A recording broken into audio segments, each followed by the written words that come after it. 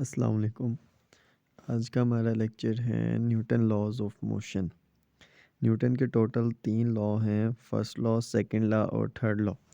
तीनों के तीनों लॉ जो हैं वो आपके पास रिलेटेड हैं बॉडी के मोशन से। ठीक है।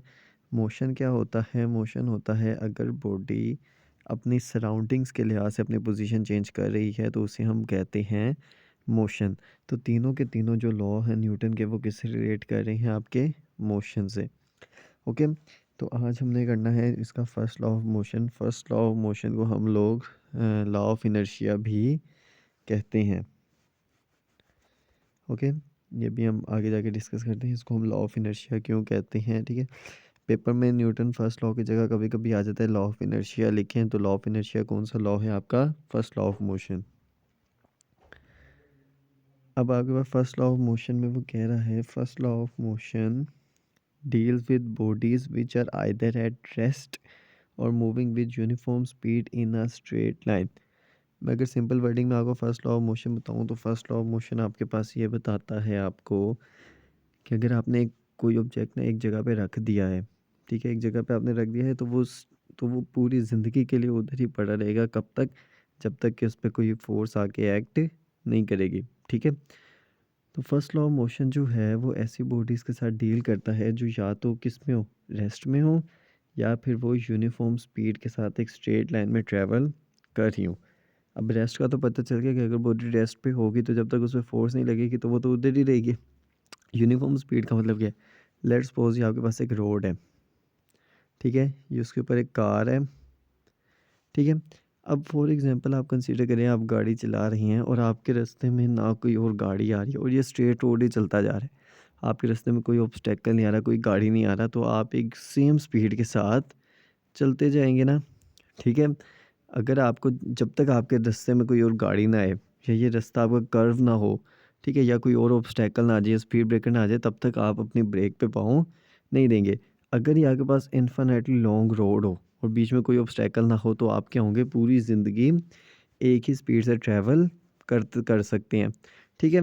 तो तब भी आपका Newton first law of motion valid होगा। तो कब कब वैलिड होगा? जब या तो बॉडी आपकी रेस्ट में हो या फिर बॉडी आपकी यूनिफॉर्म स्पीड से ट्रैवल कर रही हो। ओके। अब आगे हम चलते हैं। According to Newton first law of motion, a body at rest remains at rest provided no net force acts on it.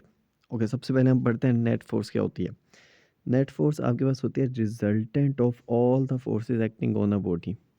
Resultant का मतलब क्या होता है? रिजल्टेंट फोर्स हम ऐसी फोर्स को बोलते हैं कि अगर लेट्स सपोज ये मेरे पास एक बॉडी है, ठीक है, इस पे एक फोर्स यहाँ से लग रही है, एक फोर्स ये लग रही है, एक फोर्स ऊपर की तरफ लग रही है, एक फोर्स उसके वेट की वजह से है, ठीक है, मल्टीपल फोर्सेस पे लग रही है।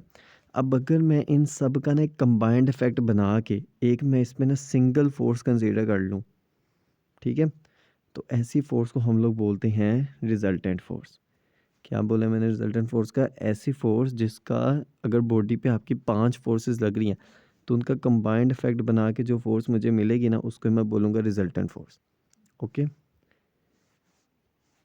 तो नेट फोर्स आपके पास बेसिकली क्या होती है? Resultant of all the forces होती हैं, मतलब सारी फोर्सेस अगर मैं कंबाइंड इफेक्ट ले लूँ ना तो वो मेरे पास क्या होती है? नेट फोर्स होती है। अब रिजल्टेंट फोर्स बनाने के ना 2 तरीके होते हैं जो आपकी बुक में डिस्कस हैं। पहला है हेड टू टेल रूल, दूसरा है रेजोल्यूशन ऑफ फोर्सेस। तो वो 2 तरीके भी हम एक सेपरेट वीडियो में करेंगे। ठीक है। तो आगे वो क्या कह रहा है? According to Newton first law of motion, a body at rest remains at rest provided no net force acts on it.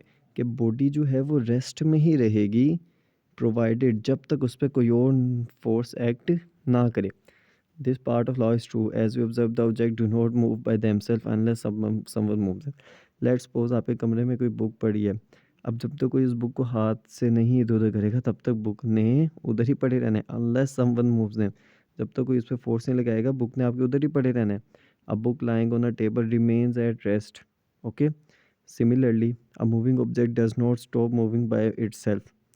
ठीक है। अब आप लोग कहोगे कि अगर हम चलते जा रहे हैं तो एक टाइम आता थक जाते हैं, या अगर आपने कोई बॉल को रोल किया रफ ग्राउंड पे, ठीक है, तो वो क्या करता है? जल्दी ही रुक जाता है बजाय इसके अगर वो स्मूथ ग्राउंड पे चल रहा हो।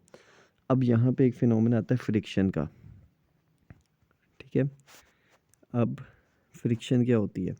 फ्रिक्शन आपके पास ना ऑपोजिशन ऑफ फोर्सेस होती है। अगर आप एक बॉडी पे फोर्स लगा रहे हैं ना, तो आपको लेकिन कोई भारी ऑब्जेक्ट है उस पर फोर्स ज़्यादा लगानी पड़ती है, कोई हल्का ऑब्जेक्ट है उस पर फोर्स कम लगानी पड़ती है।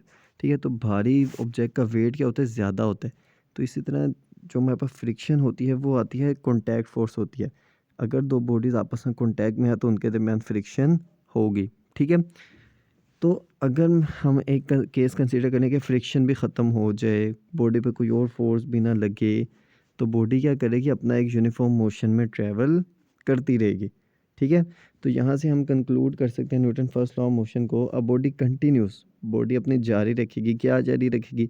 इट्स स्टेट ऑफ रेस्ट, अपनी रेस्ट के स्टेट, या फिर uniform motion in straight line provided no net force acts on it, कि जब तक बॉडी पे कोई नेट फोर्स नहीं ना लगेगी तो बॉडी या तो स्ट्रेट लाइन में मोशन जारी रखेगी या फिर बॉडी रेस्ट में रहेगी।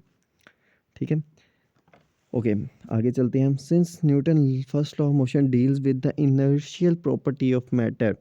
अब अगर आपको इनर्शिया की डेफिनेशन याद हो तो इनर्शिया की डेफिनेशन क्या थी? Inertia is the property of body due to which it resist any change in its state of rest और मोशन।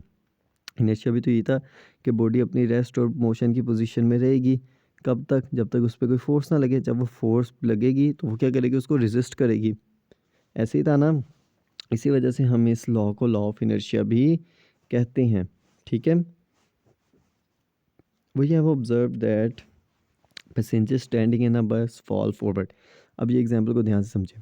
लेट्स सपोज आप एक बस में खड़े हैं, ठीक है, जो कि बस सामने की तरफ ट्रैवल कर रही है। ठीक है, अब आपकी बॉडी आधी हो गई है सामने की तरफ मूव करने को, मतलब आपका एक यूनिफॉर्म मोशन हो रहा है सामने की तरफ। अब ड्राइवर ने एकदम से ब्रेक लगाई और मोशन हुआ बैकवर्ड, तो इनर्शिया की वजह से आपकी बॉडी रेजिस्ट करेगी कि वो आगे की तरफ मूव करे। इसलिए अब आप लोगों ने देखना है कि जब भी ड्राइवर ब्रेक लगाता है तो आप लोग आगे किस वजह से हम ट्रैवल करते हैं, इनर्शिया की वजह से। क्योंकि इनर्शिया क्या करते हैं, इनर्शिया कहते हैं कि रेजिस्ट करे बॉडी अपनी स्टेट ऑफ रेस्ट या यूनिफॉर्म मोशन को। अब जब बस आगे आगे चल रही थी तो आपकी बॉडी आधी हो गई कि अब आपकी बॉडी ने आगे की तरफ ट्रैवल करना है। अब जैसे उसने ब्रेक लगाई, उसने आपके मोशन को छेड़ा, आपको मोशन से रेस्ट में लाने की कोशिश की, तो आपकी बॉडी ने रेजिस्ट किया और रेजिस्ट की वजह से आपकी बॉडी क्या हुई, आगे की तरफ फॉरवर्ड हुई। Okay, applies the brake, it is because upper parts of their bodies tend to continue their motion while the lower parts of their body in contact with the bus stop with it, hence they fall forward। जिसकी वजह से ये क्या करते हैं, forward fall करते हैं। आपका जो अपर पार्ट होता है वो मोशन में आ जाता है, लेकिन लोअर पार्ट आपका कॉन्टैक्ट में होता है ग्राउंड के साथ, उसके ऊपर ग्रेविटी की वैल्यू ज़्यादा है, उस पर फ्रिक्शन की वैल्यू ज़्यादा है, इस वजह से वो उधर ही रहता है, लेकिन आपका अपर पार्ट क्या होता है, आगे की तरफ फॉल करता है। ओके,